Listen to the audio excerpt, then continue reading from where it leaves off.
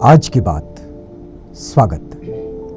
आप जानते हैं कि इस समय आज की बात में हम बौद्ध सम्राट कनिष्क, इनका जो कार्यकाल रहा है और इनके कार्यकाल में किस तरह से बुद्ध मूर्ति की जो कला है और कला शिल्पों का जो एक सौंदर्य है, ये सौंदर्य इस समय अपने चरम पर था। और आज हम देखते हैं कि उस वक्त सम्राट कनिष्क के कार्यकाल में, उस राज्य में जिस तरह से बुद्ध धर्म विकसित हुआ और वो कला और सौंदर्य के साथ शिल्प आगे बढ़े, तो उसे आज हम गांधार शैली की कला के नाम से जानते हैं।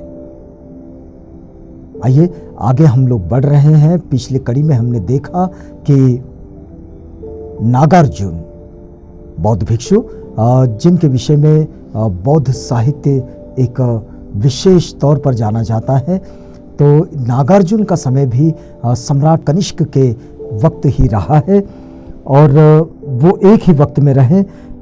कहा यह जाता है कि नागार्जुन अपने वक्त के एक मेधावी छात्र रहे और जब वे बौद्ध भिक्षु बने तो बौद्ध ग्रंथों में भी का भी उन्होंने बड़ी गंभीरता से अध्ययन किया और बाद में वे नागार्जुन कोंडा के, यानी कि अभी का गुंटूर जिला जो है, वहाँ उन्होंने अपना निवास स्थान बनाया और बीतते समय के साथ ये स्थान जो है ख्याति प्राप्त हो गया।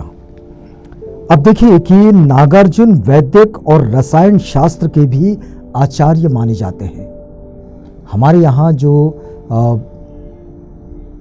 भेषज शास्त्र जो है, मतलब स्वास्थ्य से जुड़ा हुआ जो शास्त्र है, इसमें नागार्जुन का जो नाम है बड़े सम्मान से आता है। और नागार्जुन ये वैदिक शास्त्र और रसायन शास्त्र, इन दोनों के आचार्य माने जाते हैं। उनका अष्टांग हृदय आज भी तिब्बत के वैद्यों की सबसे प्रामाणिक पुस्तक है।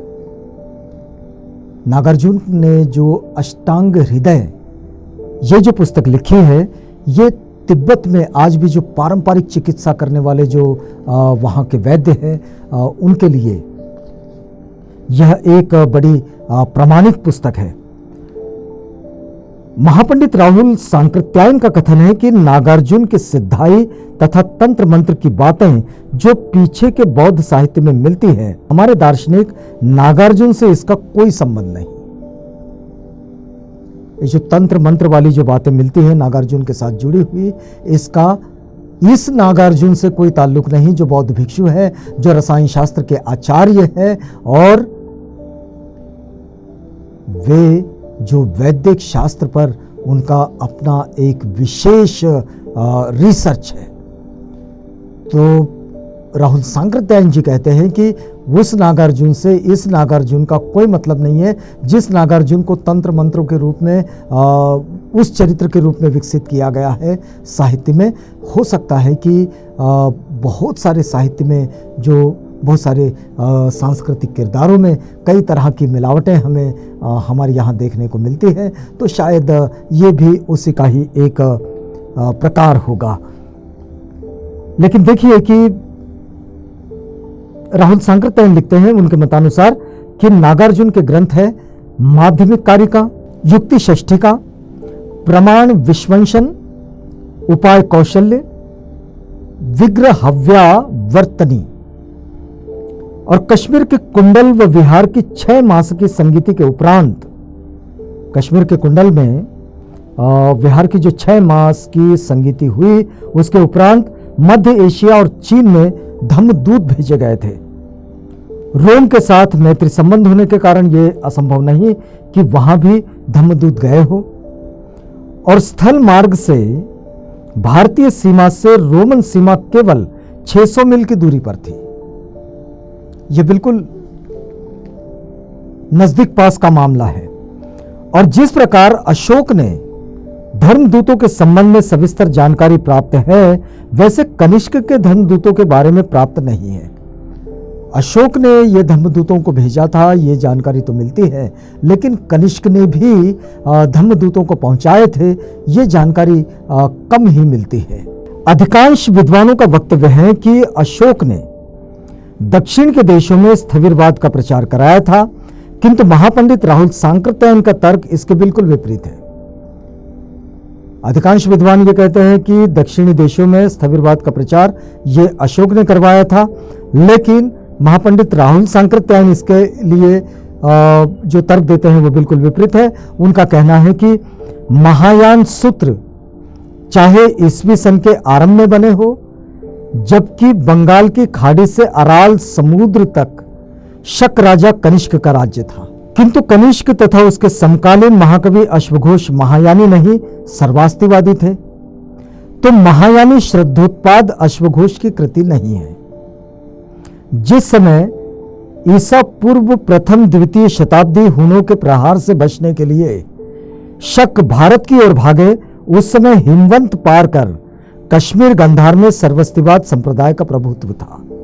तो भदंत अश्वघोष, भदंत वसुमित्र, कवि मातृचेट सर्वास्तिवादी भिक्षु थे और उनके उपासक कनिष्क सर्वास्तिवादी ही हो सकते थे, और इसलिए उन्हें महायानी मानना ठीक नहीं, ये कहते हैं पंडित राहुल सांकृत्यायन। लेकिन इसके लिए तर्क करने की भी आवश्यकता ही है, क्योंकि तक्षशिला के स्तूप में तथागत बुद्ध की अस्थियों को रखते हुए कनिष्क ने उसे सर्वास्तिवादी आचार्यों को ही दान देने की बात लिखी है, क्योंकि वहां भी तक्षशिला में जो अस्थि धातु मिले हैं तथागत के, वहां पर कनिष्क ने जो बात लिखी है वो सर्वास्तिवादी आचार्यों को दान देने की बात लिखी है। तो नागार्जुन के बारे में वे आगे कहते हैं कि नागार्जुन महायान सूत्रों के अनुयायी थे, ये बात भी निर्विवाद नहीं है। ईसा की दूसरी सदी में जिस समय नागार्जुन श्री पर्वत यानी कि वर्तमान नागार्जुन कोंडा में रहते थे, वहां महायान नहीं बल्कि हीनयान का प्रभाव था। अब देखिए कि सब जगह में आप इन सारे स्कूलों को समझे, जो लोग इन बातों के साथ कि महायान, हीनयान, वज्रयान, तंत्रयान, सर्वास्तिवाद, इन सब को लेकर जो लड़ते रहते हैं, समझे कि ये बिल्कुल ऐसा ही है कि एक एक सब्जेक्ट है और ये सब्जेक्ट के साथ ये पारंगतता के साथ आगे बढ़े हैं उस सब्जेक्ट में। तो इसलिए ये कोई लड़ाई झगड़े का विषय नहीं है। यहाँ हम लोग समझ सकते हैं कि जिस नागार्जुन कुंडा पर हीनयान का प्रभाव है, वहां नागार्जुन रहते थे और उन्हें शून्यवाद के प्रचारक माना जाता है। उसके वे बड़े आचार्य थे, उसके वे बड़े संशोधक थे। तो अब देखिए कि अधिक से अधिक यही कह सकते हैं कि वह महायान गर्भित हीनयान का समय था,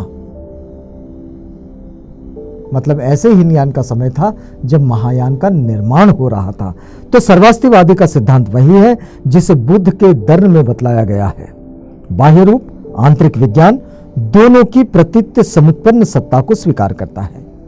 सर्वास्तिवाद का जो सिद्धांत है वो और कुछ दूसरा नहीं बल्कि वो बिल्कुल बुद्ध के दर्न में बतलाया गया जो सिद्धांत है कि बाह्य रूप और आंतरिक विज्ञान, जो ये बाह्य दिखता है वो रूप और जो हमारा आंतरिक विज्ञान है, दोनों के दोनों, मतलब हमारा नाम और हमारा रूप, ये दोनों के दोनों प्रतीत्य समुत्पन्न की सत्ता को, यानी कि कार्य कारण भाव को, उसकी सत्ता को स्वीकार करते हैं। तो यहां हम रुकते हैं इस वादे के साथ कि कल आपसे पुनः भेंट होगी जब हम इसी बात में आगे बढ़ेंगे।